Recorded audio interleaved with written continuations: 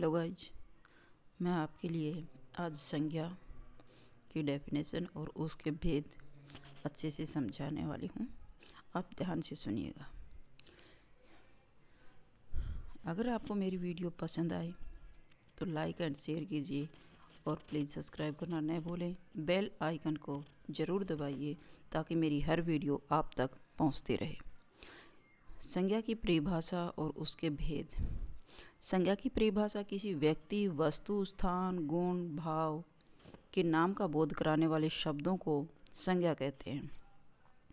संज्ञा के 3 भेद होते हैं। कितने भेद होते हैं? 3 भेद होते हैं। व्यक्तिवाचक, जातिवाचक, भाववाचक। व्यक्तिवाचक संज्ञा जो संज्ञा शब्द किसी एक विशेष व्यक्ति, वस्तु, प्राणी या स्थान का बोध कराते हैं वे व्यक्तिवाचक संज्ञा कहलाते हैं। व्यक्तिवाचक संज्ञा क्या कहलाते हैं? जो दुनिया में एक ही चीज़ है वो व्यक्तिवाचक कहलाते हैं। जो विशेष व्यक्ति, वस्तु, प्राणी या स्थान का बोध कराने वाले शब्द ही व्यक्तिवाचक संज्ञा कहलाते हैं। जैसे मनुष्यों के नाम रमन, राम, मोहन आदि। प्राणियों के नाम हैं ऐरावत, कामधेनु आदि। वस्तुओं के नाम हैं बाइबल, भगवत गीता आदि। नेक्स्ट हैं स्थानों के नाम हैं भारत, दिल्ली, आगरा आदि। नेक्स्ट है जातिवाचक संज्ञा। जो संज्ञा शब्द किसी जाति, पदार्थ, प्राणी के समूह का बोध कराते हैं वे जातिवाचक संज्ञा कहलाते हैं। जातिवाचक संज्ञा संपूर्ण जाति का बोध कराते हैं। जैसे कुर्सी, मेज, पुस्तक, पहाड़, नदी, सोना, कक्षा, सभा आदि। ऐसे शब्द केवल अपना ही बोध न करा करके, जैसे कुर्सी संपूर्ण कुर्सियों का बोध कराता है। मेज में सभी मेज आ जाती हैं आदि। जैसे जातिवाचक संज्ञा के 2 उपभेद हैं। द्रव्यवाचक संज्ञा और समूहवाचक संज्ञा को जातिवाचक संज्ञा के 2 भेद ही बताए गए हैं। ये दोनों भी जातिवाचक संज्ञा में ही काउंट की जाती हैं और जाति को ही प्रकट करती हैं। नेक्स्ट है द्रव्यवाचक संज्ञा एवं समूहवाचक संज्ञा। द्रव्यवाचक संज्ञा जो संज्ञा शब्द द्रव्य या पदार्थों का बोध कराते हैं वे द्रव्यवाचक संज्ञा कहलाते हैं। जैसे स्टील, लोहा, पीतल, चांदी, सोना, लकड़ी आदि। जो संज्ञा शब्द किसी समूह, समुदाय या समूह का बोध कराते हैं वे समूहवाचक संज्ञा कहलाते हैं। द्रव्यवाचक संज्ञा में तरल पदार्थ आ जाते हैं, धातुएं आ जाती हैं, लकड़ी आती है आदि। नेक्स्ट है समुदायवाचक या समूहवाचक। जो संज्ञा शब्द किसी समुदाय या समूह का बोध कराते हैं वे समूहवाचक संज्ञा कहलाते हैं। जैसे दरबार, सभा, कक्षा, सेना, दल। ये केवल एक व्यक्ति का बोध न करा करके पूरी टीम का बोध कराते हैं। जैसे दरबार में अनेक लोग होते हैं, सभा में एक व्यक्ति न होकर के अनेकों लोग होते हैं, कक्षा में एक बच्चा न होकर के काफ़ी बच्चे होते हैं। तो ये संपूर्ण समुदाय या समूह का बोध कराते हैं। नेक्स्ट है भाववाचक संज्ञा।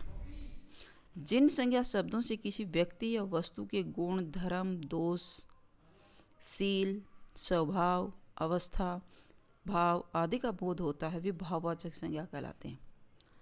भाववाचक संज्ञाएं किसी व्यक्ति, वस्तु के गुण, धर्म, दोष, शील, स्वभाव, अवस्था, भाव आदि का बोध कराते हैं।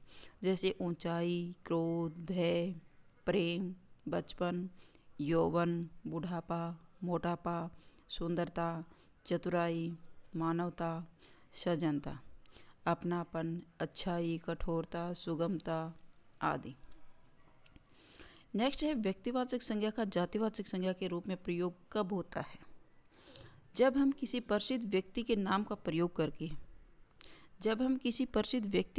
प्रयोग करके गुणों को बताने के लिए करते हैं, उसके गुणों को बताने के लिए करते हैं, तब वे शब्द व्यक्तिवाचक संज्ञा न होकर के जातिवाचक संज्ञा बन जाते हैं। जैसे किसी व्यक्ति विशेष के गुणों को बताने के लिए उसका प्रयोग करते हैं तो वे व्यक्तिवाचक संज्ञा न होकर के जातिवाचक संज्ञा बन जाते हैं। जैसे वह तो विभीषण निकला, अपनों को ही धोखा दे गया। विभीषण यहाँ व्यक्तिवाचक न होकर के धोखा देने वाले सभी लोगों को सूचित करता है। तो विभीषण यहाँ एक व्यक्तिवाचक संज्ञा न होकर के जातिवाचक संज्ञा बन जाता है। नेक्स्ट है मुझ अभागे सूरदास की मदद करो। मुझ अभागे सूरदास, यहाँ सूरदास अकेले एक व्यक्तिवाचक संज्ञा न होकर करके जातिवाचक संज्ञा है जो अंधे लोगों की ओर इशारा करती है।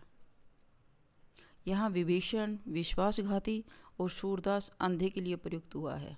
तो यहाँ विभीषण और सूरदास व्यक्तिवाचक संज्ञा न होकर के जातिवाचक संज्ञा के लिए प्रयोग किए गए हैं। नेक्स्ट है जातिवाचक संज्ञा का व्यक्तिवाचक के रूप में प्रयोग कब होता है। जब कोई जातिवाचक संज्ञा किसी व्यक्ति या स्थान के लिए प्रयुक्त होता है तब वह जाति का बोध न कराकर एक व्यक्ति विशेष का बोध कराता है, तो जातिवाचक संज्ञा व्यक्तिवाचक संज्ञा में प्रयोग किया जाता है। तो वो जातिवाचक संज्ञा न कराकर व्यक्तिवाचक संज्ञा कहलाती है। जैसे पंडित जी हमारे देश के पहले प्रधानमंत्री थे। पंडित जी हमारे देश के पहले प्रधानमंत्री थे। यहाँ पंडित जी को नेहरू जी की ओर इशारा करता है, न कि एक संपूर्ण जाति की ओर। तो यहाँ ये पंडित जी जातिवाचक संज्ञा न होकर करके व्यक्तिवाचक संज्ञा कहलाएगा। महात्मा जी ने हमें आज़ादी दिलाई। यहाँ महात्मा जी महात्मा गांधी के लिए प्रयुक्त हुआ है, न कि एक संपूर्ण जाति के लिए। यहाँ पर महात्मा और जी और पंडित जी व्यक्ति विशेष के लिए प्रयुक्त किए गए हैं, इसलिए ये पंडित जी और महात्मा जी व्यक्तिवाचक संज्ञा कहलाएंगे। नेक्स्ट है भाववाचक संज्ञा शब्दों का जातिवाचक संज्ञा के रूप में प्रयोग। जो भाववाचक संज्ञा है वो जातिवाचक संज्ञा में कब प्रयोग की जाती है। जब भाववाचक संज्ञा शब्दों का प्रयोग बहुवचन में प्रयुक्त होता है तब भाववाचक संज्ञा जातिवाचक संज्ञा बन जाती है। भाववाचक संज्ञा का प्रयोग जब बहुवचन में प्रयोग होता है तो वह भाववाचक संज्ञा न कह होकर के जातिवाचक संज्ञा बन जाती है। जैसे हम सब की प्रार्थनाएं बेकार न जाएंगी, तो यहाँ प्रार्थनाएं बहुवचन में प्रयोग हुई है, इसलिए ये जातिवाचक संज्ञा कहलाएगी। ऊंचाइयां नापनी हो तो पर्वतों की सैर करो। ऊंचाइयां बहुवचन है तो ये जातिवाचक भाववाचक संज्ञा न होकर के जातिवाचक संज्ञा कहलाएगी। अब तो दूरियां भी नज़दीकियां बन गई हैं। दूरियां नज़दीकियां ये भी बहुवचन में होने के कारण भाववाचक संज्ञा न होकर के जातिवाचक संज्ञा कहलाएंगी।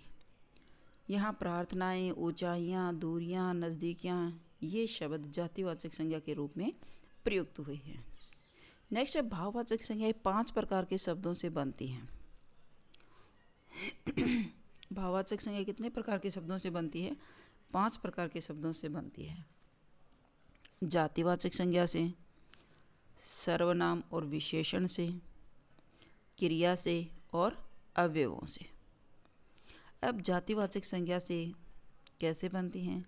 आदमी एक जातिवाचक संज्ञा है तो ये बन जाएगी आदमियत। नारी से नारीत्व, बंधु से बंधुत्व, घर से घरेलू, माता से मातृत्व, हिंदू से हिंदुत्व, नर से नरत्व, गुरु से गुरुत्व, पशु से पशुता, संस्कृति से संस्कार, कुमार से कौमार्य, विद्वान से विद्वता, शिशु से शैशव, सज्जन से सज्जनता। तो ये भाववाचक संज्ञाएं जातिवाचक संज्ञा से भाववाचक संज्ञाओं में परिवर्तन किया गया है। नेक्स्ट है सर्वनाम और विशेषणों से भी भाववाचक संज्ञाएं बनती हैं। जैसे सर्व से, सर्वनाम से बनेगी सर्व, सर्वस्व, अहम, अहंकार, पराया, परायापन, सव, सवतव, आप से, आपा, अपना से, अपनापन। नेक्स्ट है विशेषणों से कैसे बनती हैं। अजनबी से अजनबीपन, अमीरी, अमीर से अमीरी, उचित से औचित्य, कुमार से कमजोर से कमजोरी, कुलीन से कुलीनता, कृपण से कृपणता, आलसी आलस्य, उपयोगी उपयोगिता, कांत से कांति, क्रिया और अवयवों से। क्रियाओं से बनता है जैसे कमाना से कमाई, उतरना से उतराई, खेलना से खेल, टिकना से टिकाव, बोलना से बोल, हंसना से हंसी, दौड़ना से दौड़, थकना से थकाव, बहना से बहाव, लगना से लगन, बचना से बचाव।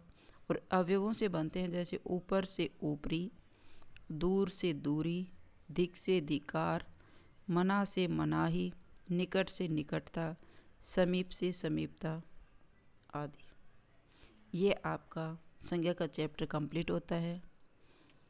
और अगर आपको मेरी वीडियो पसंद आई हो, अच्छी लगी हो, तो प्लीज़ लाइक एंड शेयर कीजिए और सब्सक्राइब करना न भूलें और बेल आइकन को अवश्य दबाएं ताकि मेरी हर वीडियो आप तक पहुंचती रहे।